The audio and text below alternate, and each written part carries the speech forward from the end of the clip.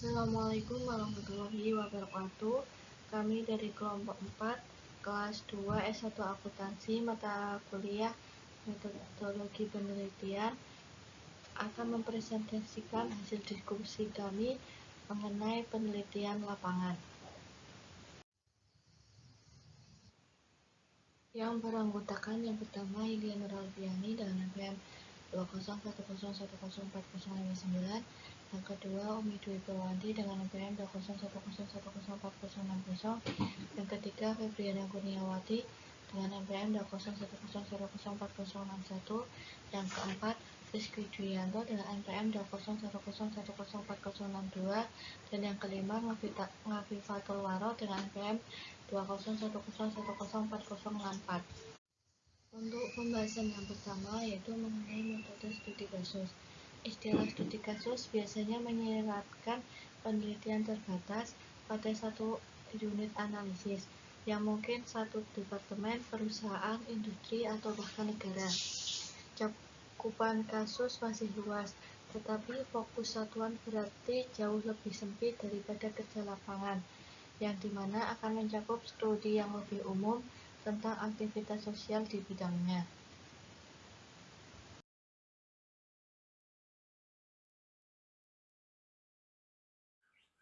Selanjutnya, analisis Young tentang studi survei surat yang diterbitkan dalam jurnal-jurnal besar seperti Accounting Review, Accounting Organization and Society, Journal of Management Accounting Research, and Behavioral Research in Accounting selama periode 1985 sampai 1994 mengidentifikasi sejumlah kesulitan umum. Yang pertama ada populasi sasaran rendah, yaitu rata-rata hanya 207. Yang kedua, jumlah responden yang rendah dengan rata-rata hanya 146. Yang ketiga, beberapa penelitian yang menggunakan prosedur tindak lanjut untuk meningkatkan ukuran sampel. Yang keempat, tidak adanya analisis bias non-respon. Yang kelima, tidak adanya studi yang menggunakan ukuran subjektif dan objektif dari petunjukan. Yang keenam, tidak adanya penggunaan prosedur sampling. Dan yang ketujuh, kegagalan untuk mengumpulkan data faktual dan psikologis dalam studi yang sama, sehingga tidak mungkin untuk menghubungkan praktik dengan variabel perilaku.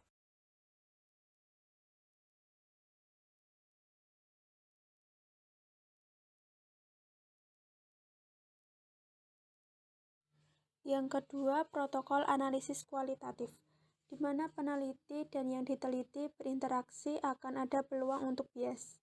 Silverman pada tahun 1989 mengidentifikasi dua bentuk ekstrim bias penelitian lapangan, yaitu keengganan untuk mengumpulkan dan melaporkan data kuantitatif dan kecenderungan untuk mengubah semua data kualitatif menjadi data kuantitatif. Penggunaan protokol analitis sistematis seperti yang dikembangkan oleh Miles dan Huberman pada tahun 1994 meningkatkan kepercayaan pada ketidakberpihakan analisis kualitatif, karena satu, menyediakan rantai bukti dari transkrip ke hasil analisis, dua, memastikan bahwa semua kasus digunakan dalam evaluasi proposisi data, mencegah eliminasi berbasis pewawancara yang dapat menimbulkan bias yang tidak diinginkan. 3. Menyediakan kerangka kerja analitis di mana hipotesis dapat diuji. Johnson dan McIntosh pada tahun 1997 berpendapat bahwa studi etnografi telah terpinggirkan dalam literatur akuntansi dengan fokus pada studi teori akuntansi rasional berbasis agensi di Amerika Serikat dan studi teori akuntansi kritis di Inggris. Silverman pada tahun 1985 menyarankan tipologi yang terdiri dari 3 pendekatan alternatif untuk penelitian etnografi. Yang pertama, antropologi kognitif. Penelitian yang berfokus pada kompetensi individu dalam berkomunikasi dalam budaya yang diteliti, yaitu cara para aktor dapat berkomunikasi dan berperilaku sehingga membuat mereka dapat diterima oleh kelompok lainnya. 2. Interaksionisme simbolik. Penelitian tentang cara aktor mengubah budaya organisasi tempat mereka terlibat. Dan yang ketiga, etnometodologi. Penelitian yang kurang memperhatikan pendekatan komunikasi dan interaksi atas dan lebih memperhatikan perilaku sosial para aktor yang terlibat dan interpretasi mereka terhadap hasil. Sejumlah metode alternatif telah dirancang untuk mencapai prestasi ini, termasuk grounded theory oleh Glaser dan Strauss pada tahun 1967, induksi analitik oleh Denzi pada tahun 1970, dan penelitian studi kasus oleh Bloor pada tahun 1978, tanpa berusaha memperdebatkan keunggulan label alternatif. Ciri-ciri umum berikut muncul. 1. Definisi fenomena yang diselidiki dengan harapan awal. 2. Penjelasan hipotesis dari fenomena tersebut. 3. Pemeriksaan kasus secara berurutan untuk menentukan sejauh mana mereka cocok dengan penjelasan hipotesis. 4. Di mana variasi diamati. Modifikasi definisi fenomena, karakteristik kasus, dan formulasi ulang hipotesis apapun berdasarkan pengamatan. Untuk yang selanjutnya yaitu fitur-fitur tertentu dari proses partisipan pengamat dapat diidentifikasi yang mungkin dianggap sebagai kerugian dan membahayakan validitas hasil penelitian dan perkembangan teoritis selanjutnya. Yang pertama ada kedekatan dengan peristiwa unik. Yang kedua, kesempatan terbatas untuk mengklasifikasi dan menggeneralisasi data. Yang ketiga, ada sampel yang tidak representatif. Yang keempat, ada kehadiran peneliti yang sebenarnya yang dengan sendirinya dapat mendistorsi pengamatan. Kemudian ada perlakuan pengamatan yang tidak biasa sebagai tipikal. Kemudian pengamatan pribadi subjektif yang mungkin memiliki validitas terbatas. Dan yang terakhir, situs host yang dapat memblokir akses ke subjek penelitian.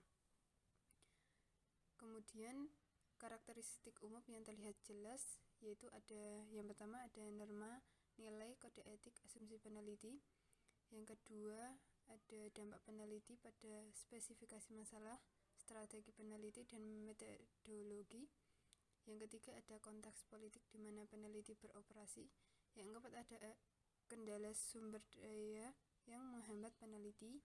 Dan yang terakhir peluang selama penelitian, khususnya akses ke pendanaan dan organisasi tuan rumah. Kemudian yang ketiga ada teori membumi, di mana Glaser dan Strauss pada 1967 berpendapat bahwa teori yang berkembang secara induktif dari penelitian empiris yang sistematis lebih mungkin cocok dengan data dan dengan demikian lebih mungkin berguna, masuk akal, dan dapat diakses. Pendekatan analitik teori grounded mumi dirancang untuk mengelola dan mengendalikan potensi bias dalam membangun teori dari data empiris, menyediakan metode yang terutama non-kuantitatif dan dirancang untuk menemukan makna laten atau tertanam dalam data. Teori grounded semakin diadopsi sebagai pendekatan kualitatif yang disukai dalam lingkungan studi bidang akuntansi. Namun, perbedaan pandangan berikutnya antara Glaser dan Strauss telah menyebabkan kebingungan atas arti istilah yang terlibat dalam implikasinya terhadap prosedur yang dapat diterima. Akibatnya, bentuk-bentuk alternatif teori yang membumi telah dikembangkan. Yang pertama ada pendekatan dasar Glaser dan Strauss pada 1967, dibumbui oleh Glaser yang menekankan pendekatan individual dan gaya pribadi. Adapun yang nomor 2 yaitu pendekatan Strauss dan Corbin mengikuti Strauss pada tahun 1987 yang jauh lebih terstruktur, preskriptif, dan bisa dibilang lebih dapat diterima oleh peneliti positivis. Kemudian sebagai contoh dalam literatur akuntansi manajemen yang tampak dari isinya mengadopsi pendekatan grounded theory tetapi tidak mengakui secara eksplisit. Penafsirannya pastilah bahwa kebingungan mengenai apa yang benar-benar grounded theory memberi peluang untuk diskriminasi di antara para wasit dan editor jurnal. Jelas lebih aman bagi penulis untuk tidak merinci penerapan pendekatan grounded theory tertentu karena takut menimbulkan pertentangan di antara wasit. Supervisor doktoral harus sangat berhati-hati dalam memilih penguji eksternal untuk memastikan bahwa ada pemahaman umum tentang istilah grounded theory antara mereka dan kandidat mereka. Kemudian bab 4 yaitu analisis protokol verbal. Analisis protokol verbal menurut Slovic pada 1969 memberikan dasar untuk penggunaan protokol verbal sebagai metode pengumpulan data dalam latihan penilaian. Isi dari protokol verbal ini memberikan dasar untuk pemetaan proses keputusan dan perilaku pemecahan masalah untuk setiap mata pelajaran. Diagram alir yang dihasilkan biasanya akan kompleks, dengan banyak lob umpan balik, dan akan memungkinkan perkembangan logaritma kondisi untuk pengambilan keputusan. Kemudian, perkembangan algoritma kondisional dibuktikan oleh beberapa peneliti. Yang pertama ada Laker dan Lessig pada 1983 menggunakan protokol retrospektif keputusan setelah penyelesaian tugas eksperimental untuk memperbaiki model regresi pengambilan keputusan investasi. Awalnya didasari pada akurasi keputusan. Yang kedua ada Bowman pada 1984 memberikan salah satu contoh awal penggunaan VBA kontemporer dalam literatur akuntansi ketika ia membandingkan proses keputusan membuat keputusan ahli dan pemula.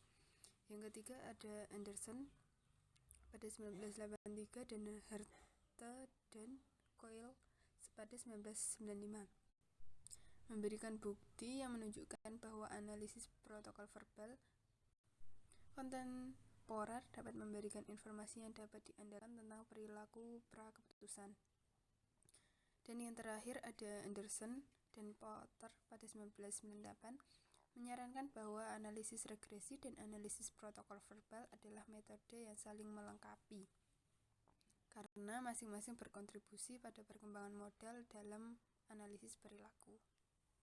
Maka dari itu dapat ditarik kesimpulan bahwa di mana sumber daya tersedia untuk memperkerjakan lebih banyak subjek dan untuk mengevaluasi pertimbangan mereka secara rinci, VBA menyediakan sarana alternatif yang kuat untuk mengeksplorasi proses keputusan dan salah satu yang masih sangat kurang dimanfaatkan. Kami cukupkan sekian pemaparan materi dari kelompok kami. Apabila ada salah dan kurangnya kami mohon maaf. Wassalamualaikum warahmatullahi wabarakatuh.